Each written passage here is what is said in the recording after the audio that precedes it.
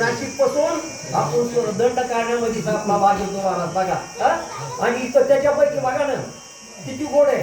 कारण आपण जी चार देखील जातो ना तिथं हनुमानजी क्षणभर का व्हायना थांबलेले होते असं मी ऐकलंय.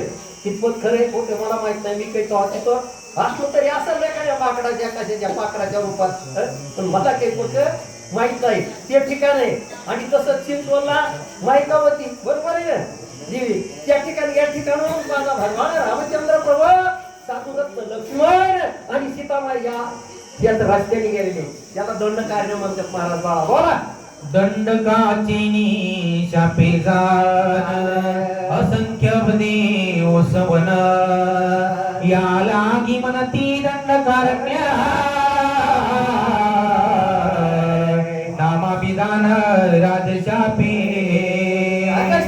सांगितलं देवा देवा देवा भगवान रामचंद्र प्रभू कळालं का त्या ऋषीने त्याला शाप दिला दंडक राजाला आणि तो सगळा जणून भस्म झाला. आणि त्यावेळेस पासून आतापर्यंत असणाऱ्या या अरण्याला दंडक कारण अशा प्रकारचं नाव आणि दिले प्रसिद्ध झालं बरं का देवा. भार्गवाच्या शाप भयसी प्रजन्य वर्षनात या देशी प्रकाशिना सूर्य शशी अरनिशी अंधकार. भार्गव ऋषीचा शाप होता, दारुण होता, कठीण होता, तीक्ष्ण होता.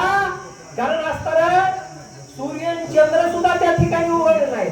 सगळा अंधारमय अंधार पडला आणि अशा प्रकारची अवस्था या ठिकाणी निर्माण झाली देवा.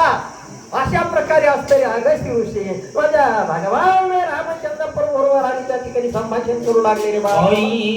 अंधकारेशी लोटल्या वर्षान वर्षी पुढती वस्ती झाली कैशी श्रीराम ऋषीशी पुसता. किती गोड आहे कथा बघा. अशा प्रकारे असताना सगळा अंधकारमय झाला. सूर्य उगवला नाही, चंद्र नाही, सगळा अंधकारमय. एवढं जे दंड काढण्याचा एरिया ते झाला. तेव्हा भगवान रामचंद्र प्रभूंनी विचारलं अगस्त्य ऋषीला गुरु महाराज मग पुढे याचा प्रकाश कसा झाला. या अरण्याला या ठिकाणी प्रकाशमय कुणी केला. अशा प्रकारे असताना जगात चालक जगत प्रभू माझे भगवान रामचंद्र प्रभू आणि अगस्त्य ऋषी बरोबर संभाषण करू लागलेले बाळा बोला. अगस्ती सांगे श्रीरामासी वसावया दंडकारण्यासी नारदी विद्यांत्री पाशी मामे ऋषी विनविले. काय बघा संतच लागते. नारद मुनीनं विद्यांत्री पर्वताला निवडला बाबा. कारण ते विंध्याचल पर्वत कसा होता. डोंगर असून असा पक्षासारखा उडायचा आकाशातून उडून जात होता.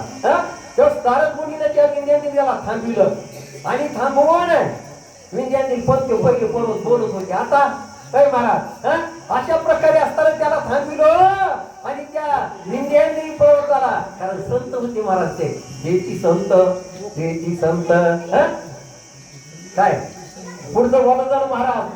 माझं महाराज सांगे जाऊ कारण सगळ्या जगाचा उद्धार करण्याचं सामर्थ्य ज्याच्यामध्ये त्याला संत म्हणायचं. अशा प्रकारे असताना नारद मुनीनं आणि त्या विंध्याचल पर्वताला थांबविलं बाळा बोला. चरासी आधार स्वय झाला महामेरू मेरुनी सदरो पर्वत थोरो असेना.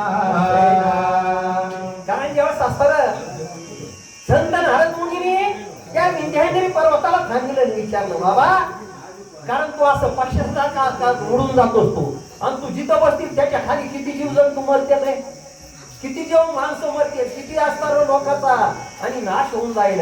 तेव्हाच असताना नारद मुनी आणि असणारे त्या विंध्याचल पर्वताबरोबर आणि त्या ठिकाणी संभाषण करू लागले बा. बोलू लागले काय घडलं पुढे. ओई कोणिया नारदोक्ती मेरुचिया स्पर्धा स्थिती कुंडली शशी सूर्याची गती विद्यांद्री उर्धवपंथी वाढला पर्वत का म्हणून वाटला हो महाराज? त्याला गर्व झाला, अभिमान झाला, त्याची एवढी गती होती, सूर्य आणि चंद्र त्याच्यापेक्षा जास्त वेगानं वही वाढू लागला तो. ते कोणी बघितलं? नारद मुनीने बघितलं. संत महाराज संत कृपा करतात लोकांवर, आणि संताची दया झाली. नारद मुनीला किव आली, कळवळा आला, आणि नारद मुनीने विचार केला की आकाशात सूर्य आणि चंद्रापेक्षा सुद्धा वर उडायला लागलाय. ते जर खाली कोणा बसला त्याच्या खाली किती असताना संवाद होईल. त्याच्या खाली कोण म्हणते गाई, ब्राह्मण, मनुष्य अशा अनेक जीवाचा असताना अंत होणार आहे. मग नारद मुनीची किव आली, दया आली, माया आली, आणि नारद मुनी त्या ठिकाणी काय बोलले रे बाळा? बोला.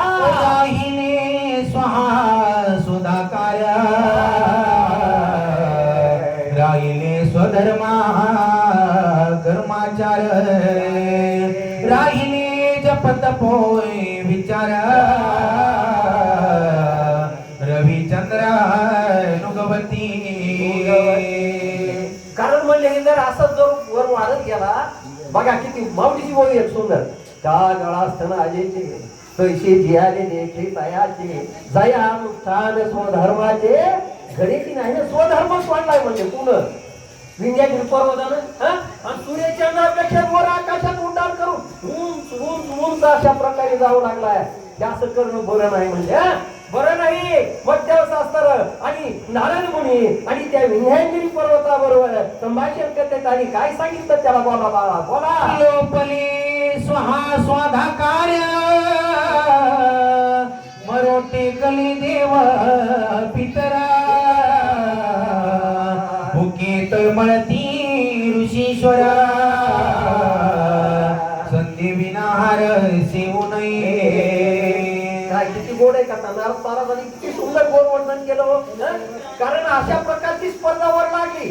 मग पाऊस पडणार, कारण त्या ठिकाणी ब्राह्मण होते, ऋषी होते, मग अनेक प्रकारचे मनुष्य असणाऱ्या होत्या. मग पाऊस पडणार, पाऊस न पडल्यामुळे अन्नधान्य पिकणार नाही, आणि सगळे असणारे वाचतात. सगळा हाहाकार झाला, कारण सगळे लोक दुष्काळ पडला. या 71-72चा दुष्काळ माधव महाराजाला आठवत असत नाही? तुम्हाला मला जे आठवतो ना, मी या 71-72ला 18 वर्षाचा होतो महाराज. एक बराच खाल्ले होता मी खाल्ले ना, मी 1.5 बराच खाल्ले. अशा प्रकारे असतं बघा. दुष्काळ पडला, पण किती दिवसाचा होता ह्यो? फक्त 1च वर्षाचा होता महाराज. एका वर्षामध्ये लोकांनी काय काय खाल्लं? भाज्या खाल्ल्या.